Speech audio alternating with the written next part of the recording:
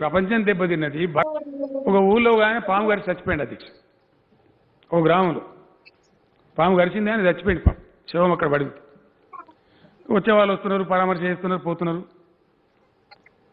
బట్టి విక్రమార్క లాంటి మిత్రుడు కూడా వచ్చిండు.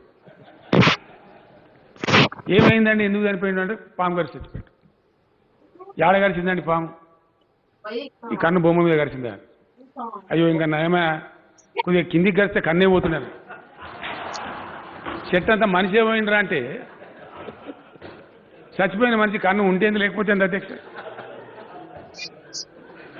కరోనా ఘోరమైన దెబ్బ కొట్టింది, ప్రపంచం దెబ్బతిన్నది, భారతదేశం దెబ్బతిన్నది. ఆటో రిక్షా బంద్, కారు బంద్, పెట్రోల్ పంప్ బంద్, హోటల్ బంద్, మోటార్ బంద్, మొత్తమే బంద్ కదా అధ్యక్ష. మనమే కర్ఫ్యూలు పెడుతుంది. ఎక్కడి నుంచి డబ్బులు ఎక్కడి నుంచి వస్తాయి? ఇది ఎట్లున్నాడు అధ్యక్ష? చిన్న విషయం గుర్తుకొస్తా ఉంది.